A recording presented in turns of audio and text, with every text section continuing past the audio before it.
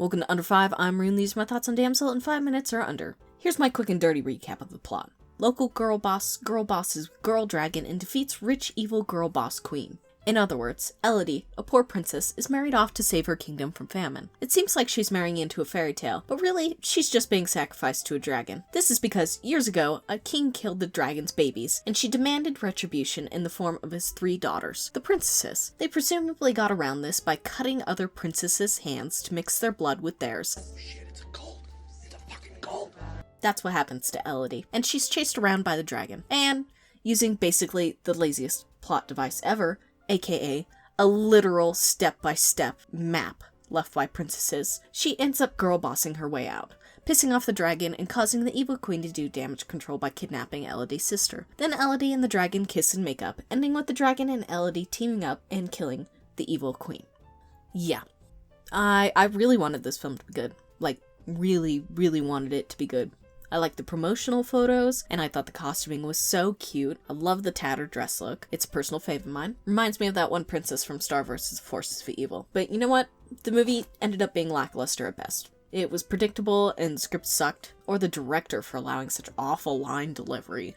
It was really bad. Not to mention that at every step of the way, I knew what was going to happen next. The potential of this film was so high. I mean, they could have done really great things with this. And really, this is such a shame because I really like the cave scenes. They were nerve-wracking because I don't like caves. I really don't like small spaces. Not good. And I really felt that they should have leaned into that, and they didn't, and it was a huge miss. Also, can we talk about the one glaring plot hole in this movie? Why didn't they just use orphan girls off the street? Why did it have to be a princess? I mean, somebody would have started talking about it, or there would have at least been a rumor? You're telling me over the several centuries this takes place that nobody talked about this? Nobody was spreading rumors? Nobody was chatting about this? Also, can we talk about the birds in the caves? I mean, that had to have happened, like, only once. Birds are not gonna let that happen more than, like, twice, maybe. Also, why was the dragon not fireproof to its own fire? I mean, I understand realism, but it's so stupid in a fantasy setting. Why is it not fireproof to its own fire? You would think it was if it spits it out. Not to mention the ending of this film. If you ask me, it just didn't feel satisfying, which... Sure, she had to suffer, and she had to crawl around through a cave and get burned and hurt and scraped up, and her dad died, but it was only for like 50 minutes total. Probably even less than that. There was like probably 40 minutes of her struggling, and the rest was it going her way. Like, oh, my cuts are healed. Oh, there's a map. Oh, there's some dude that gives me just enough time to escape out of the cave.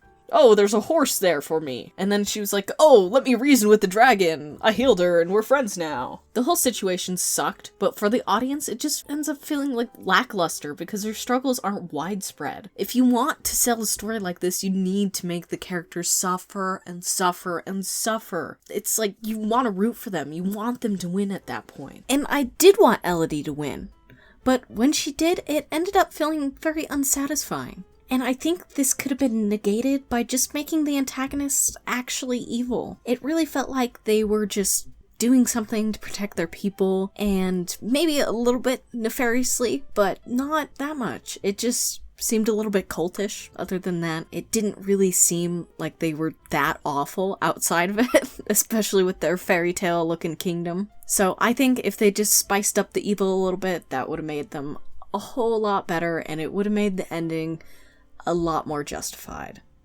And anyways, that's where they went wrong. Rune out.